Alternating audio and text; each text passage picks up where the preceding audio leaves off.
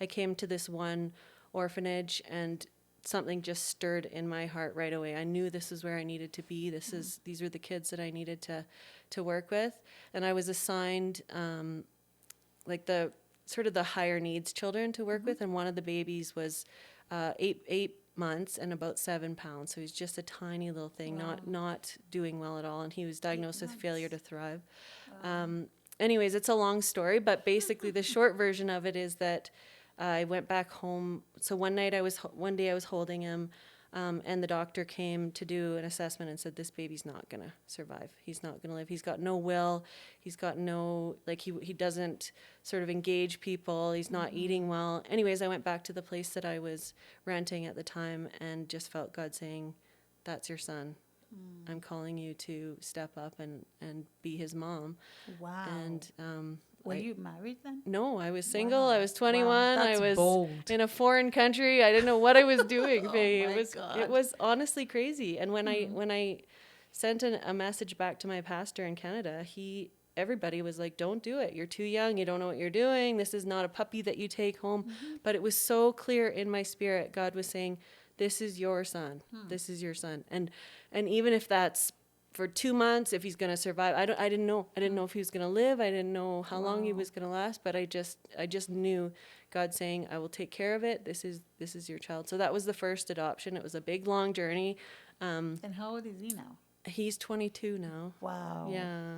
Wow. Yeah. I wish we had a picture. No judgment here, just a friendly ear. Tune in every day, bring your worries near. Life count show, let the heartbeats flow. With AD we heal and grow. Life on the couch with AD. Talk it all out, set your mind free. Life on the couch, stories we share. Hi everyone and welcome to another episode of Life Couch with Faye D. Here we talk about things that happen to the everyday people with the hope that a person out there can relate with what we're talking about and understands that there is light at the end of the tunnel. There's hope. It doesn't matter what you're going through. It doesn't define you. There is always a way out. That's why we're here. Remember, this is a no judgment zone. All right. Tonight, I have a beautiful lady here with me.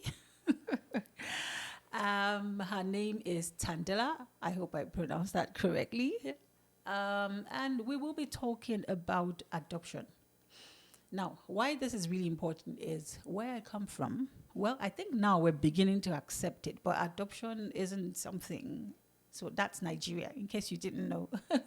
Adoption isn't something that's welcome. Like people didn't used to be open to adoption. But now I think people are becoming aware. People are beginning to understand that it's okay. It's not every time that, or it's not always that the child has to be biological. For me, there was a time I had some people staying with me. They stayed with me for about a year with their kids. And the way I loved their kids, I knew that, okay, I could adopt a child. That helped me. All right. I won't tell a lot of story. I'll just allow Tandela to introduce herself.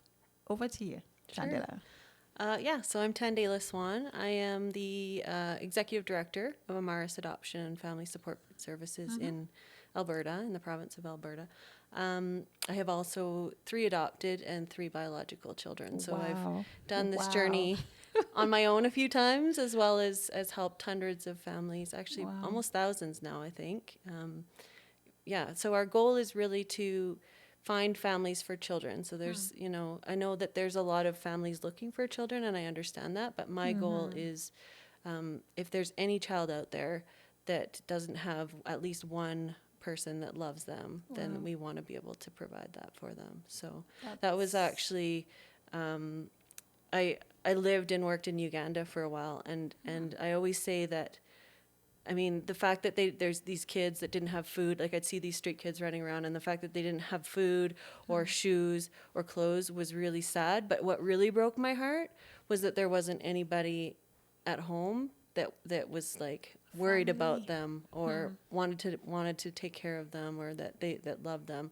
Because I feel like we're created for relationship. We're created Yep. for someone to love us. And so that was kind of what stirred in me to get To involved get in this involved. kind of Wow, work. that's Yeah. interesting. You said you have 3 biological. 3 biological and 3 adopted. Wow. Yeah. So why adoption? For some people, it's clear, like you can have kids and then you go on to Yeah. adopt, but Yeah. So for me, it was actually, like I said, I was living and working in Uganda. Once I graduated from university, I felt God saying, give me 1 year to serve. And so I was like, okay, God, I'll give you 1 year. I was 20, 21, Wow. thinking, okay, I'll just go and give, and then I'll come back and kind of start my life. And when I went over to Uganda, I was kind of traveling around, visiting different orphanages and volunteering in different places. And I came to this one orphanage, and something just stirred in my heart right away. I knew this is where I needed to be. These are the kids that I needed to work with. And I was assigned like the sort of the higher needs children to work with. And one of the babies was 8 months and about 7 pounds. So he's just a tiny little thing, Wow. not doing well at all. And he was diagnosed with failure to months. thrive. Anyways, it's a long story, but basically the short version of it is that I went back home. So one day I was holding him, and the doctor came to do an assessment and said, this baby's not gonna survive. He's not gonna live. He's got no will. He's got no, like he doesn't sort of engage people. He's not eating well. Anyways, I went back to the place that I was renting at the time and just felt God saying, that's your son. I'm calling you to step up and be his mom. Wow. And Were you married then? no, I was single. Wow. I was 21. Wow, I that's was bold. in a foreign country. I didn't know what I was doing. Oh Faye. my It God. was honestly crazy. And when I sent a message back to my pastor in Canada, everybody was like, don't do it. You're too young. You don't know what you're doing. This is not a puppy that you take home. But it was so clear in my spirit. God was saying, this is your son. This is your son. And even if that's for 2 months, if he's going to survive, I didn't know. I didn't know if he was going to live. I didn't know how long he was going to last, but I just knew God saying, I will take care of it. This is your child. So that was the first adoption. It was a big, long journey. And how old is he now? He's 22 now. Wow. Yeah. Yeah, no, Nice. he's a big hockey player. Ooh. So, because at every stage they were like, oh, he's not going to make it. And then he started to make it. And then it was, oh, he's going to have developmental delays and none of those issues. Oh, he's going to be really small. He's a big, strong hockey player now. Wow. So wow, that's only wow, God. It's only wow. God. But And how long did it take you to get him here? 4 years. Wow. So it's not a quick process for sure. And this was how long ago? This was in 2003. Wow. And I can say that it hasn't improved. You would have thought that with time, this process would, No. have improved, but it's still the same thing. I'm still thinking about what I can do to expedite this process because I don't think it's fair that a mother has to wait 4 years for their child to be united, with them or whatever. I don't understand what's with Canada. If there are things to check, I'm not sure it should take this long. And fine, due process, do everything you should do, but it shouldn't take 4 years anyways. Yeah, With it's that hard, on the side. for sure. So how did you get to adopt? So how did it happen? Did you get married after that? And then Yeah. your So kids? when my son was 7, I met my husband, who's originally from Colombia, at church here in Calgary, and then we got married. We had 3 biological children, Okay. and then 7 years ago, we felt God calling us to adopt again, but this time teenagers, because there's really a big need for older kids to find families. Most people want young, healthy babies, but the ones that are waiting for families are the older kids, the sibling groups, the special needs children. And so, we adopted a 15-year-old and an 18-year-old from Colombia. And it definitely there was lots of ups and downs. It's not an easy road, for sure. But now they're 25 and 22 and doing really well. Wow. So, so Wow. we've got a big family. I want to see pictures. Anyways, hopefully we'll put some pictures Sure. right now so people can see. So I'll say, you said that there are ups and downs. What's the greatest challenge with adopting any of them? If it was with the first or the last 2, what was the greatest challenge you faced? Well, obviously the paperwork is a lot, but I would say the biggest challenge has been around the attachment and the trauma. So Okay. especially with the older two, they had a whole lifetime of trauma behind them. And so when they came into our home, they understandably did not trust. They didn't, they didn't speak English. That was obviously a challenge, but my husband, thankfully, was from there as well. But just a lot of, deep wounds in them. And so there was a lot of anger with our daughter, especially, a lot of, mental health, that kind of stuff. So I think that's really been the biggest challenge. But the biggest sort of blessing that has come out of it is just seeing how God can transform lives. When you give a child the opportunity to be loved, to be safe, to be in a family, to be, in a place where they have an opportunity, the amount of growth and just, the way that God can kind of change and stir people's hearts through that process. And even my own growth, it has been huge because you can't be a parent without change, but especially when these kids come in with so much pain and so much brokenness. They push at every little I was going to say they test you. every little area, right? And so there's been so much growth and so much reliance on God and just trusting Him to be my parent while I try to be a Parent them as parent well. to, and then also trying to parent my other 4 children. Trying to find that balance of, they need so much when they first come, but you also have other children in the home. I was going to say, what was it like blending or getting them integrated into each other? Is that the word? Because I don't know. It might be. I feel it will be difficult. Oh, for sure. It was Getting acceptance from both ends. Yeah, I won't say it was easy. Our daughter was, so our kids, our biological kids were 2, 4, and 7 at the time we brought the teenagers home. And then our older son was 15 as well. And so, there was definitely, our younger kids were exposed to some things that they normally wouldn't have been. There was, some acting out by our teenagers and some screaming and those kinds of things. But you know what?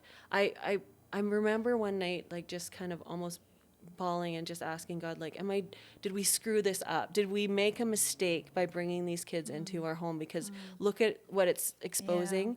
And you know what? The next day we had parent-teacher interviews, and my son's teacher told me that he specifically chooses the kids with the behavioral issues, and he can sit beside them, and he has a way of just calming them right down. And I know that is because he had a sister. He has a sister who had these outbursts, and my daughter too. Like my younger daughter, our older daughter would have an outburst, and about 5 minutes later, our daughter would go up to her, hey, you want to go jump on the trampoline? And they'd be out jumping on the trampoline, So you have to believe that God's not going to call you to something and only care about your 2 children and not care about your other ones. This is part of their journey and part of them growing and having empathy for different people and learning how to be around, some challenging behaviors and those kinds of things. So that was such a gift from God for me to just see that, because I was so broken about, like, what have I done? Like, I'm trying to serve you, God, by helping more children,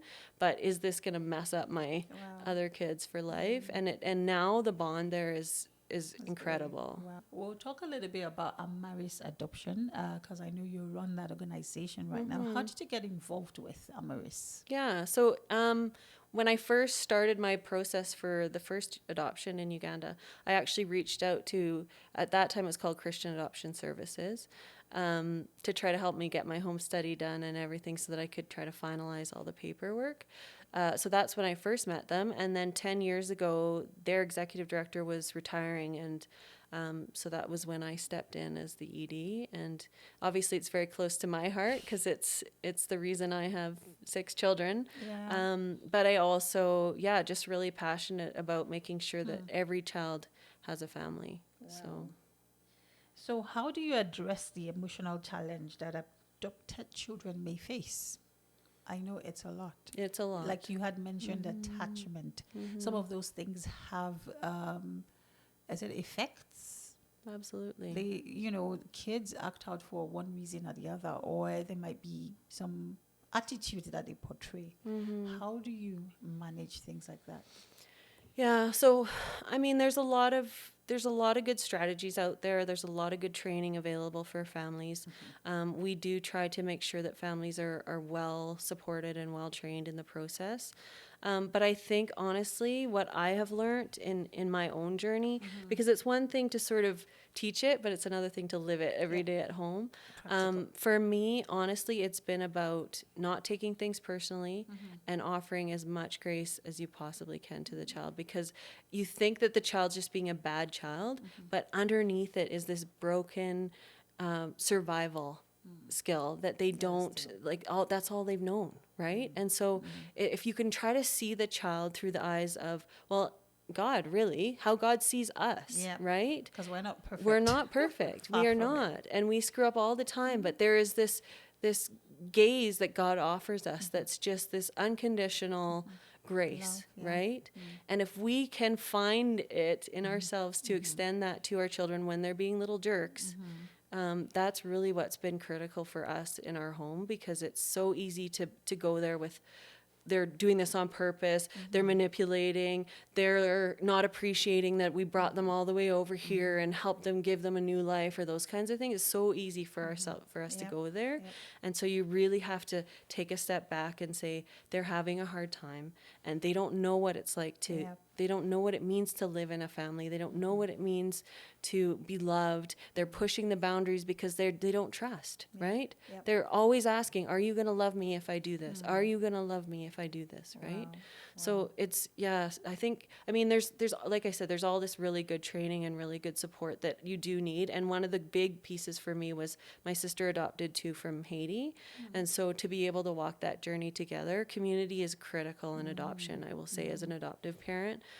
Having people who understand the journey, who understand the challenges, who can walk with you through it, who can talk with you through it, who can support you, who can maybe even take your children for a bit, for a break. All of that kind of stuff is really critical in terms of being successful. Okay, I'll take that back to Amaris. So what services does Amaris offer? Yeah, so we have a respite program, which again matches families who are on the wait list, who are waiting for a child, with families who have children, and they take the children for breaks, for weekends or those kinds of things. We have a mentor program where we match families who've adopted, a long time ago with newer families to support them through that. We have lots of training opportunities. We have different outings and activities and group. We have an adoptive parent group that meets once a month. We have an adoptive dads group that meets. We have an adoptee group for the children as they get older. So lots of stuff, because again, I really think, and I've seen how critical community is in this journey. So that's why we prioritize that. Okay, so I'm sure a lot of people don't know that. What's the process of adoption? I know there are two kinds. There's international, there's local. So what's the process, just so people know? Yeah. There's actually three kinds. There's two kinds with our agency, so you're right about that. There's international and domestic with an agency, and then there's government adoption, which families can do. In Alberta, they can adopt through the government of Alberta. And there's no cost for that program. So I always like to plug that one, even though it doesn't have anything to do with our agency. Those kids are waiting for families, so they're deaf, but they're older. They are older kids in the foster system primarily. So through our agency, international adoption, we work with families pretty much for any country, although there are certain countries that are not permitted to do international adoption. So, I didn't realize that. Canada has some restrictions, as well as some countries just don't place their children outside of country. So in both the domestic and the international process, you would have to have a home study completed. So a social worker comes to your home, does a big assessment. It's usually about a 25, 30-page report that kind of talks all about your family and who you are. And then that report would go, if you're wanting to do a domestic adoption, you would get matched. If there's an expectant parent, generally, you'd get matched with them and have sort of an ongoing relationship with that mom or dad or both throughout the life of the child. If it's an international one, then your paperwork goes over to whatever country you're applying for, and you get matched that way. And then it's, either way, it's a bit of a process. There's about a 3 to 4 year wait for most, for both our domestic as well as most of the international programs. And lots of paperwork, lots and lots of paperwork. Yeah. Oh my God. So what advice do you have for anyone considering adoption generally?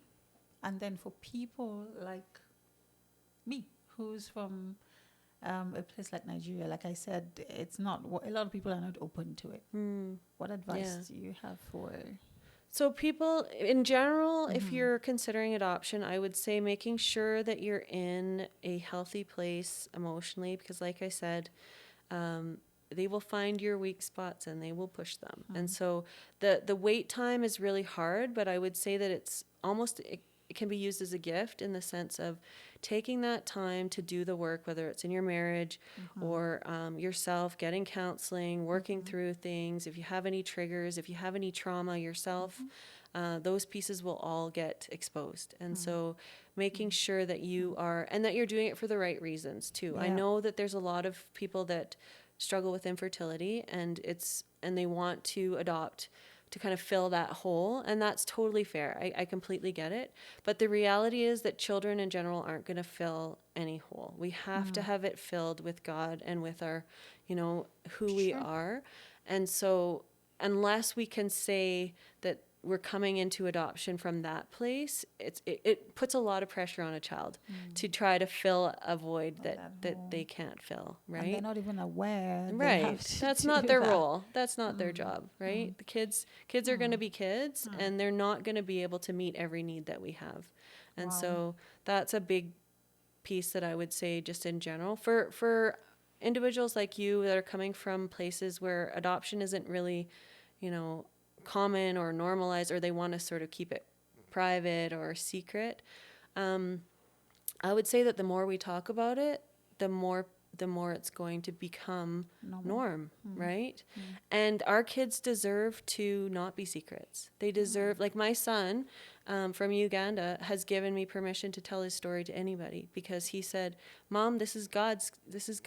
It's only God. That, like, he was actually found in the bottom of a pit latrine. Wow. At maybe 1 day old. They don't know how old he was. But when I got to him at the orphanage, he was 8 months. But he had been found by firemen in the bottom of a pit latrine. Wow. So it's just God. All of these kids, it's just God. And I feel like if you had not brought him here, he probably would have died. Well, I don't know. I often think about what his life would have been like, because the kids, so the orphanage that I was working at was 0 to 7. And then after that, they went to another orphanage. But then after about 10 or 11, they were on the street, most of them. Wow. So I often think about the kids that were with Mark at the orphanage and what happened to them. And I'd love to take him back. He actually said to me the other day he wants to start an organization that helps Ugandan kids, because he had an opportunity that a lot of kids didn't, right? So that's what I mean by, if we all start sharing our stories and people start realizing that doesn't matter if it's their blood or not, they are your children. And honestly, in my opinion, the world's children are our children. We are responsible for every kid out there who doesn't have the love or the family that they need. And so if we can keep advocating for them and keep speaking up, and I think it's a wonderful, sometimes God, honestly, I think closes makes women unable to have children, because there are children out there that need families. And so if we can talk about it, if we can be open about it, if we can share their stories, and they can see how my Ugandan son is the same as my biological, is the same as my Colombian daughter, is the same as my, then they can see that it doesn't matter. Blood doesn't matter. It's about, family. And that's who I would die for, any one of them. I really would. Wow, that's so good. Something, again, I would just like to emphasize is Tandela already has 3. Anyways, I know you got the first one before, but you already had 3 biological kids.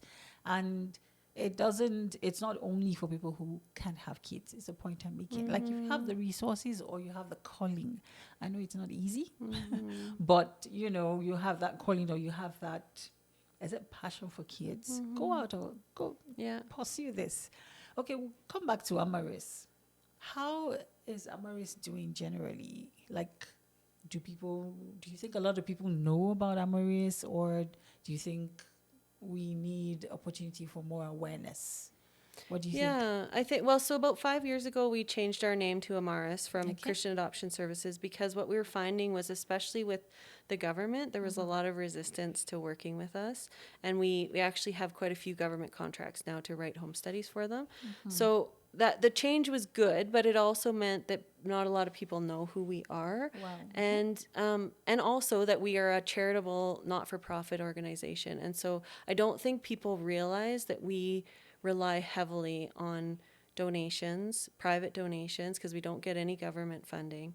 So that part has been a challenge for sure. And we need, if people have a heart for it, like you said, or if they maybe aren't able to open their home for a child, but they want to help by supporting a place like Amaris, that would be amazing to have monthly donors or those kinds of things. So then they can help other families open their homes. So it's not, I really do believe that not everybody is called to adopt, and that's okay. True. But maybe you're called to, take somebody else's kid for a weekend, or be a big brother or big sister, or support financially, or whatever the case may be, or drop off meals for a new family that adopted, or those kinds of things, because it really, like I said, it takes a community. There's no way we can survive adoptive parenting without people coming around us. And churches, I think, are uniquely equipped to step into that, because there's people who understand the calling, who can wrap around families, who, and so that's another piece of sort of advocacy that I love to do, is training in churches or those kinds of things, because sometimes these kids come with unique behaviors or challenges, and churches aren't always the most understanding or welcoming, and they should be, right? That should be the place where tired adoptive parents can bring their kids and get the support. And so that's another piece that I think I would love to see, some churches step up. That's a good idea. Like, go in, train people about these things, right? Someone was telling me that before they got pregnant, if their friend got pregnant and probably gave birth or whatever, they wouldn't have thought to maybe make a meal to support them or something until it happened to them, until they got pregnant, and they're like, oh my God, I would have loved, or maybe people did it and they appreciate it so much, and they're like, I wish I had done this. Some people genuinely don't know how to help. So creating awareness might be a good thing. I don't know, it'll be a lot of work for you. I could support with that. But I feel like, going around to talk about these things, create awareness so people know to support, But in Nigerian, for example, maybe a Nigerian setting, you may not even know that the child is adopted, because those are things that we don't put out there. Yeah. But it might be easy, maybe, if it's not a Nigerian church, it's easier to talk about it for it to be out there. Right. But I feel like generally we need more awareness about adoption, what it entails. It's not easy. It can be emotional, and I'm glad. And that's why I thought, okay, why, I think we just chatted about it a little bit, and I thought, okay, why don't you come up here? So if you have any questions, please feel free to add in the comment section. If anybody wants to reach out to you for more information, we'll put that in the comment section as well. Yeah. Right? Is there any other thing that you think you want people to know that they probably don't know about adoption, or if it's Amaris or yourself? I guess, well, specifically for Amaris, it's only available to Alberta residents. So I don't know how far and wide this is. It goes as far as Uganda, Nigeria. I get people from South. And that's amazing, but unfortunately we can only work with Alberta residents. Okay. But I would say, I think if I were to close on something, it would be really that everybody can do something. And whether that's advocacy, whether that's even just if you see, a kid down your street that always looks like they're alone, or, if this does reach Nigeria, Uganda, kids on the street, you just drop off a meal or give them some shoes or just show people some love. Like, let's, really take it personally that the children out there are my children, regardless of whether they live under my roof or not. Every child deserves to have, the research shows that if every child had just one caring adult in their life, it can completely change the trajectory of their lives. Wow. And so if you can be that one caring adult, even if you didn't receive that yourself, and I'm sorry, that's not fair, but if you can find it in you to extend that to a child in your life, in your church, in your work, on the street, in your neighborhood, whatever that is, you will completely change the trajectory of that child's life. And you never know what God can do with them. But kids cannot do it on their own. They can't. They're not, God didn't, create us to be born and be self-sufficient. That's not how we were created. We were created to be born and be raised and then have the independence to go out and make changes in the world. And so if you can step into the life of even consider young adults, teenagers, they are not ready to do things on their own. People think they might be, but they're not. And so even stepping into the life of a 19-year-old or a 20-year-old and mentoring them and supporting them if they didn't have any of that healthy sort of leadership, it's critical. It's critical. If we want to have a healthier, better society, those are the things we have to do. We have to start with our children. I personally think it might be more, and please correct me if I'm wrong, and that's why I bring it up. It might be more difficult to adopt a teenager. It might be more difficult to do that than adopt a newborn or someone who's like a toddler or something. Is that true, or so it depends on? It's way easier and faster in terms of the process because there's nobody waiting to adopt a teenager. Okay. Because, so for example, our application was in Colombia and 2 months later we went and picked up our kids because there's nobody that wants them. And so it's faster. Is it harder? In some ways, yes, but in other ways, they're so desperate for someone to love them. And if you can, and you don't even need to adopt. Oftentimes, you can, if they're an adult already, obviously you can't really legally adopt. I mean, you can, but it's just for paperwork.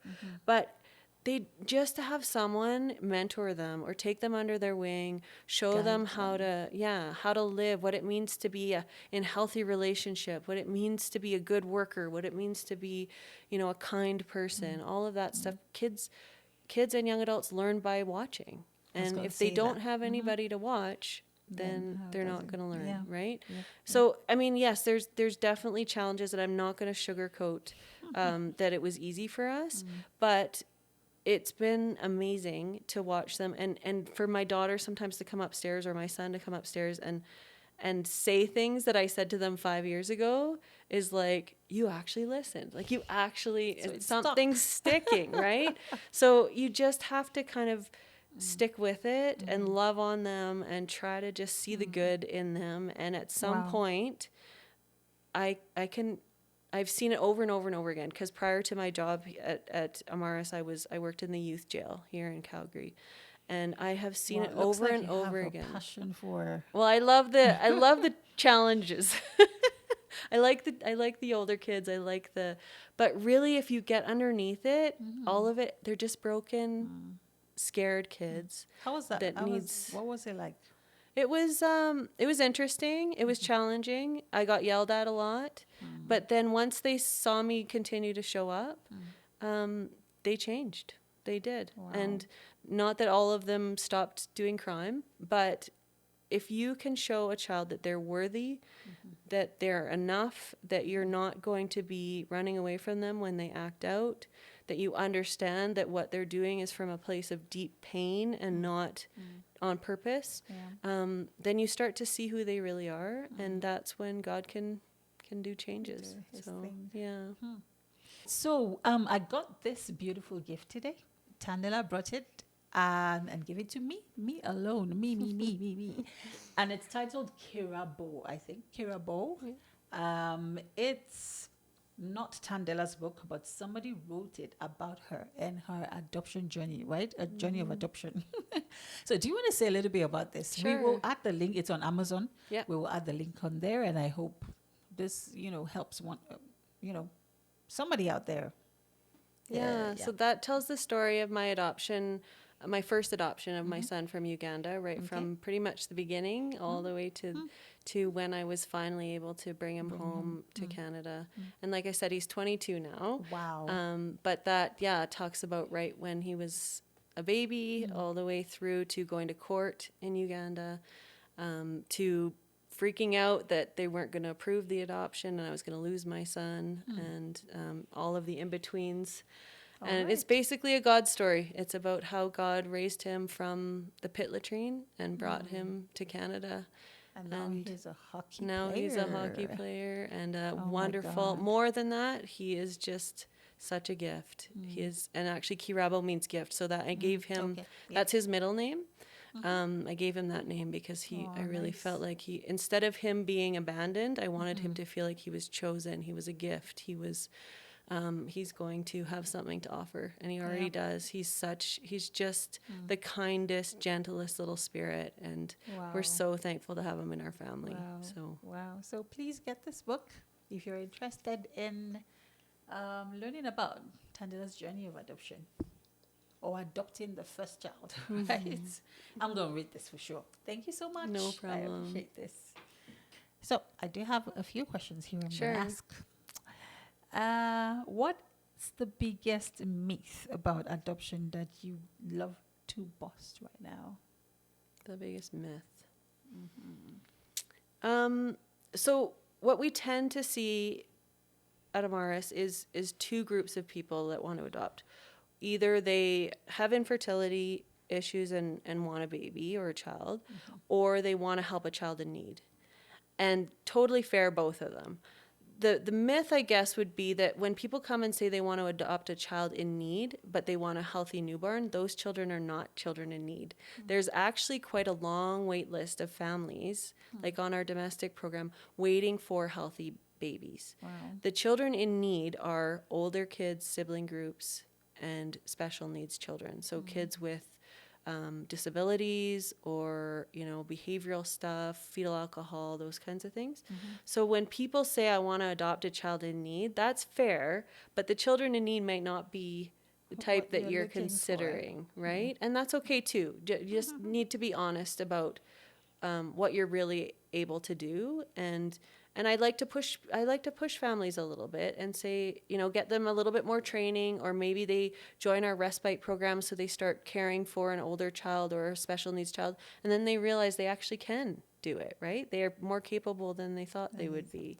And teenagers aren't as scary as people think, right? So that would be probably the biggest myth we tend to see. And also that because a lot of our services are fee for service, that we don't need donations.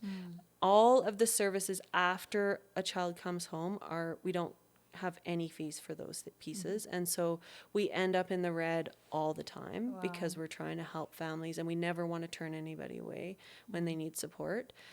So yeah, we would love to be able to have people to partner alongside of us to help us be able to provide those services. What is the funniest or most unexpected question you've ever been asked about adoption? That's an interesting question. The funniest question. Oh, well, there was somebody that showed up at our office and said, can I look at the children that you have here for adoption? Can you find, they thought we just had rows and rows of children At the office. sitting there waiting for people to come. And I mean, bless their heart, right? People don't know and they just want to help. But I was like, no, we don't have any kids here. That's not how it works. So Oh, okay. That's an interesting one. I have another question for you. Sure. Sis. What's the best piece of advice you've ever given or received about adoption? I'm thinking Maybe when you were going to adopt your first son. When I was 21 and freaked right out. Because that was bold of you. I don't know, 21, did I even know what I wanted? Oh, I didn't either, Faye. Trust me. I was scared. And I honestly thought he wasn't going to make it. So I was almost angry at God because I was like, you're calling me to be this kid's mom and he's going to die on me and it's going to break my heart. Like, why are you doing this? But it was so clear. Anyways, the best advice I would say would be let things go. And like I kind of mentioned earlier, don't take things so personally. Let more things go. Trust in God more. Don't let fear kind of take over, because so much of parenting in general, but especially adoptive parenting, you can get overcome by fear because you're so afraid that they're going to end up in jail or something's going to happen, and you just have to let go. You have to do what you can do to love them and let God be God at the end of the day. And I think we hold so tightly to, especially if we've spent 5 years trying to fight for them to get over here and, all of this stuff, and then things don't go exactly how we had hoped it would, and we're just trying to control everything, right? And it's not until I was able to let go that I was able to sort of enjoy it more, because if you're holding so tight, like anything in life, you can't enjoy it, right? Sure. And we have to let God be God, and we have to let go of the little things and just try to enjoy our children, and try not to force things as well, because adoption, the process, the parenting, all of it is, so much of it is out of our control. It's we put our hearts out there, we do our best, we make, we get all the paperwork done, and we do all of the things that we're responsible for, but the rest of it is up to God. So it's let go and let God. Let go and let God. Yeah. Okay, one last question for you. What's one word you hope people associate with adoption after listening to this episode? Can I do 2 words? Okay. Or 3. I would say hard love. It's beautiful, it's messy, and it's super hard. But at the end of the day, it's what I believe God calls all of us to, which is hard love. None of us are easy to love. You can say that again. And I'm one of those people. And if we can step into the mess and be willing to love hard in those hard times, in those messy times, in those times when we have to dig deep and it's only God. So hard love would be what I would say. And that's such a good advice. I like the way you bring it back to yourself, right? And me and you. Grace. Sometimes you give grace, right? Give people grace. It helps you to be kind and be less judgy, and things like that. It just helps I you really believe 99% of people are doing the best they can with what they have. And if that comes from a place of pain, the best they can doesn't look great usually. But I really do. And God has always given me that sort of heart for, I believe the best in people. I believe that everybody's doing the best they can. And sometimes they don't have the skills or the love that they needed in order to be, better. Yeah. And so how is my presence going to change that?